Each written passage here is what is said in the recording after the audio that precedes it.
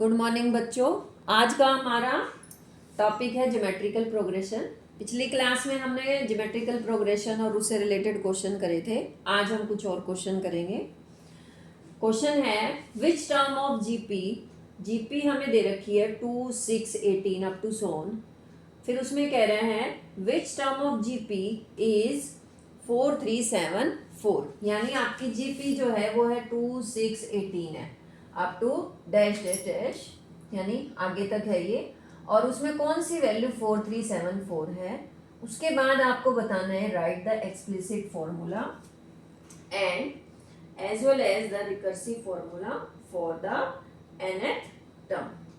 अब इसमें देखो पहले हमें क्या निकालना है, ये वैल्यू निकालनी है कि भी ये किस टर्म की है। तो जीपी सीरीज हमें क्या दी हुई है 2, 6, 18 अप टू 100।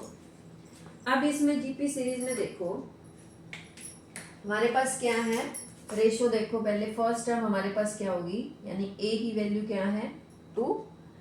फिर रेशो हमारे पास क्या होता है, जो हमारे पास जो वैल्यू होती है उससे पिछली वाली टर्म उसके नीचे रख के और फिर चेक करते हैं तो हमारे पास क्या आ जाएगी वैल्यू इसकी 3। इसी तरह से 18/6 करके देखो तो रेशो क्या आ रही है, सबकी सेम आ रही है।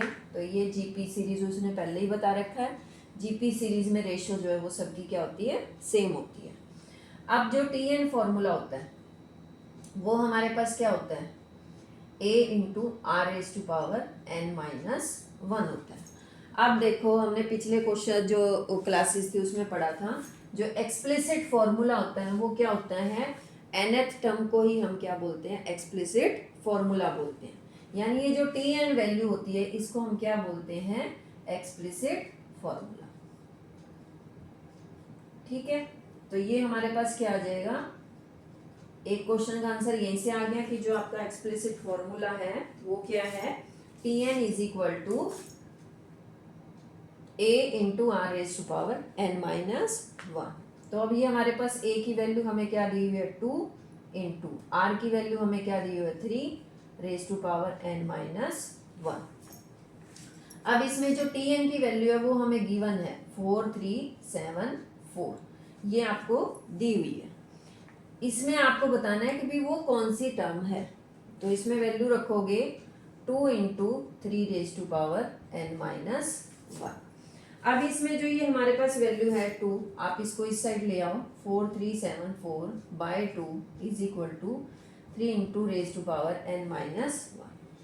अब इसको काटो तो ये 2 से चला जाएगा, 2 2 जा 4, 2 1 जा 2, 2 8 जा 16, 2 7 जा 14। तो यहाँ पर ये वैल्यू क्या आई 2187 is equal to 3 raise to power n-1।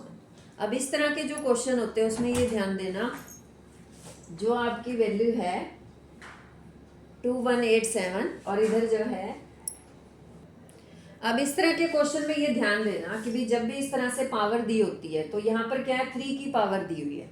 तो जो ये वाली वैल्यू है ना ये भी क्या करेंगे 3 के ही फैक्टर बनेंगे। जब आप इसके फैक्टर करोगे तो इसके फैक्टर क्या बनते हैं, चेक करोगे निकालोगे तो वैल्यू क्या आएगी 3 इंटू 3 इंटू 3 इंटू 3। यानी जब आप फैक्टर निकालोगे तो ये किसकी पावर बनेगी 3 रेज टू पावर 7 बनेगी। फैक्टर निकालने का आपको तरीका पता ही है, आप इस तरह से रखोगे वैल्यू पुट करोगे और 3 से करते जाओगे। तो इस तरह से आपका लास्ट में जो जाके आपका जो सॉल्व होगा, ये आपको एक बार करके दिखा देती हूँ। कितनी वैल्यू आ रही है ये आपकी 729। फिर आप इसको करोगे तो वैल्यू कितनी आ गई 243। फिर करोगे तो वैल्यू कितनी आ जाएगी 81। फिर करोगे तो 931।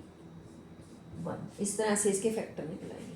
तो जब आप इसको चेक करोगे तो वैल्यू कितनी आएगी आपकी, अरे बीच में आपका एक 27 और रह गया, ये मैंने पहले से ही निकाल के रख लिया था। तो इससे आपको क्या है वैल्यू आप चेक कर लेना। तो इसके फैक्टर क्या बनेंगे 3 रेज टू पावर 7। रफ में निकालना है आपको ये, इसमें आपको जो फेयर है उसमें नहीं निकालना होता। तो ये वैल्यू क्या बन गई 3 raise to power 7 is equal to 3 raise to power n minus 1।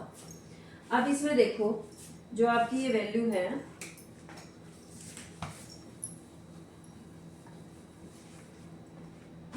इसमें आप क्या लिखोगे इसको 3 raise to power 7 is equal to 3 raise to power n minus 1। जब बेस सेम हो तो पावर क्या होंगी इक्वल हो जाएगी।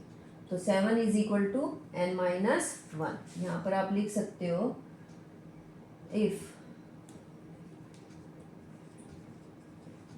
Base are same then powers are equal. ठीक है, इक्वेशन में अगर इस तरह से हो तो क्या आ जाएगा, अब इस 1 को इधर ले आओ तो 7 + 1 is equal to n, n is equal to 8। तो यानी ये आपकी जो टर्म है वो कौन सी होगी 8 होगी। अब इसके बाद जो सेकंड पार्ट है वो क्या कह रहा है, देखो एक्सप्लिसिट फॉर्मूला हमने बता दिया, जो उसकी Tn वैल्यू होती है वो एक्सप्लिसिट फॉर्मूला ही होता है। अब कहते हैं कि रिकर्सिव भी निकालो इसकी nth टर्म के लिए। अब रिकर्सिव निकालने के लिए आप ये देखो जो जीपी है हमारे पास वो क्या दे रखी है 2 6 18 अप टू इस तरह से लगा। अब ध्यान दो जो इसकी रेशियो है वो क्या आ रही थी, इनकी रेशियो आ रही थी 3 की, यानी जब आप इनको डिवाइड कर रहे हो तो वैल्यू क्या आ रही है 3 आ रही है। यानी अब आप इसको देखो तो क्या आ जाएगा 2 3 ज़ा 6 6 3 ज़ा 18। तो अब हमारे पास जो भी वैल्यू है मान लो ये हमारे पास क्या है, दो तरीके से निकालना सिखाऊंगी। T1 की वैल्यू मैं यहाँ पे पुट कर देती हूँ 2, ठीक है, और Tn+1 इज इक्वल टू हमारे पास वैल्यू क्या दे रखी है कि जो अगले वाली टर्म है वो क्या दे रखी है उसका 3 का मल्टीपल है। तो मैं क्या लिख सकती हूँ 3 × Tn। अब यहाँ पे n की वैल्यू अगर आप 1 पुट करते हो तो वैल्यू क्या आ जाएगी आपकी, देखो ये किस कंडीशन के लिए है, for n is greater than equal to 1 के लिए। यानी अगर आप 1 वैल्यू पुट कर रहे हो तो T2 की वैल्यू क्या आ रही है 3 × T1, यानी 3 × 2 दैट इज इक्वल टू 6। यानी हमारी वैल्यू निकल रही है। तो एक तो ये बन रहा है हमारा रिकर्सिव फॉर्मूला, ठीक है, जिसमें हमने T1 की वैल्यू क्या ले ली है इज इक्वल टू 2 ले ली है। तो ये क्या निकलाया Tn+1 is equal to 3 × Tn for n is greater than equal to 1। दूसरी वैल्यू हम क्या ले सकते हैं कि भी T1 की वैल्यू तो आप रख दो 2 ही, ठीक है। अब मैं इसको जो ये n+1 है इसको n और n-1 में कर देती हूँ, तो ये तो Tn हो जाएगी और यहाँ पर ये वैल्यू क्या आ जाएगी 3 × Tn-1, ठीक है। अब ये n की किस वैल्यू के लिए होगा, for n is greater than equal to 2। ये n is greater than equal to 2 के लिए होगा। तो यानी आप कुछ भी का बना सकते हो, n is greater than equal to 1 के लिए आप ये लिख सकते हो, n is greater than equal to 2 के लिए आप ये लिख सकते हो। तो इस तरह से हम क्या बना सकते हैं, रिकर्सिव फॉर्मूला हमने इस सीरीज के लिए बना दिया, ठीक है। क्वेश्चन है a sequence is given by recursive rule t1 is equal to 2 and tn+1 is equal to 3 tn-2 for n is greater than equal to 1, which term of the sequence is 730। यानी आपको recursive rule की सहायता से आपने value निकालनी है कि भी जो ये सीक्वेंस बन रहा है इसमें 730 वैल्यू कौन सी है और n की वैल्यू आपको 1 से स्टार्ट करनी है।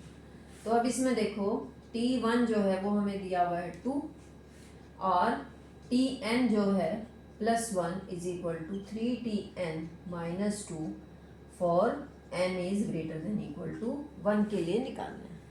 अब जब आप n पुट करोगे, put n is equal to 1, क्योंकि इसने कहा है कि भी n की वैल्यू जो है 1 या 1 से बड़ी हो, तो यहाँ पर वैल्यू क्या आ जाएगी T1+1 is equal to 3T1-2, तो T2 हो जाएगा ये इज इक्वल टू 3T1-2। तो T2 की वैल्यू क्या है, T1 की वैल्यू आप यहाँ से ले लो, तो वैल्यू क्या आ गई 3 × 2 -2, यानी 6 - 2 इज इक्वल टू 4, यानी एक वैल्यू आपकी क्या आ गई 4। नेक्स्ट देखो अब n is equal to 2 put करेंगे। इसका एक दूसरा मेथड भी है कि भी आप जीपी यूज़ करके क्वेश्चन को कैसे सॉल्व कर सकते हो, वो थोड़ा लेंथी हो जाएगा और थोड़ा डिफिकल्ट है, तो ये सबसे आसान है। तो n is equal to 2 put करोगे तो वैल्यू क्या आ जाएगी, t2 + 1 is equal to 3t2 - 2 is equal to, ये हो जाएगा t3 की वैल्यू, 3 इंटू t2 की वैल्यू आप यहाँ से ले लो 4, 3 into 4 - 2 that is equal to 12 - 2 is equal to 10।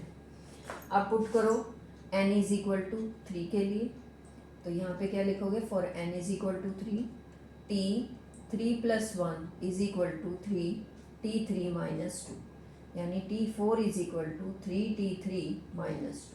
t3 की वैल्यू क्या आपके पास 10, तो 3 into 10 - 2 that is equal to 30 - 2 यानी 28। अब नेक्स्ट देखो, for n is equal to 4 के लिए, तो t 4 + 1 is equal to 3t4 - 2, ठीक है।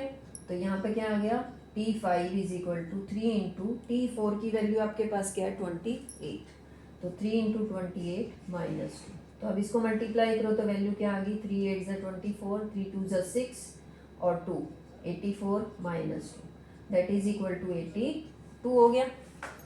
आप देखो for n is equal to 5 के लिए, तो क्या आ जाएगा, t 5 + 1 is equal to 3t5 - 2 that is equal to t6 is equal to 3t5 की वैल्यू क्या है 82 है, तो ये क्या आ जाएगा 3 into 82 - 2 that is equal to,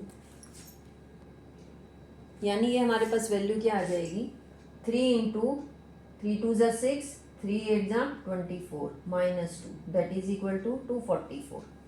तो एक वैल्यू ये आ गई। अभी हमें और निकालना पड़ेगा क्योंकि हमें वैल्यू कहाँ तक निकालनी है, 730 तक निकालनी है। तो वैल्यू हमारे पास क्या आ जाएगा, for n is equal to 6, तो यहाँ पर क्या आएगा, t6 + 1 is equal to 3t6 - 2 that is equal to 3 into t6, t6 की वैल्यू क्या है 244, तो 244 - 2 दैट इज इक्वल टू 3 4 ज़ा 12, 3 4 ज़ा 12, 13, 3 2 ज़ा 6, 7 - 2 दैट इज इक्वल टू 730। यानी आपकी जो वैल्यू है वो टर्म जो है वो कौन सी है, 7th टर्म है, और n की वैल्यू क्या है उसके लिए 6 है, तो हमारी 730 वहाँ पर आएगी।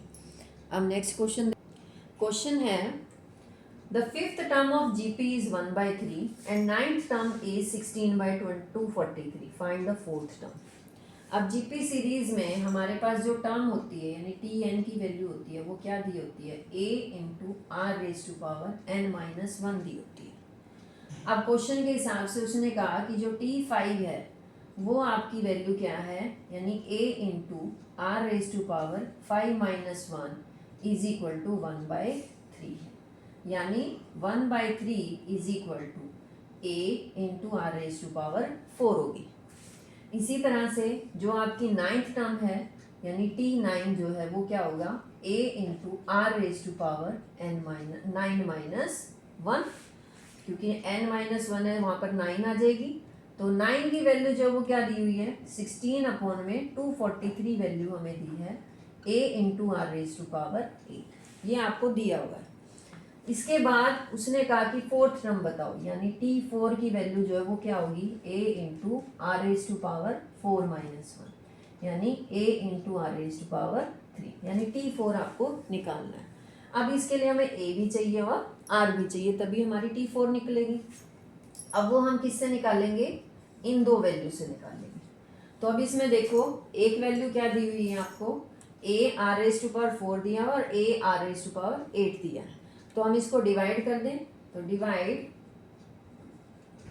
2/1, तो हमारे पास क्या आ जाएगा, a r⁸ by a r⁴ is equal to 16/243 divided by 1/3। जब इस तरह की वैल्यू होती है तो हम क्या करते हैं, ये वैल्यू पलट जाती है, तो किस तरह से हो जाएगी 16/243, तो ऐसे कैसे ही रहता है, और जो ये 1/3 है ये क्या बन जाएगा 3/1 बन जाएगा।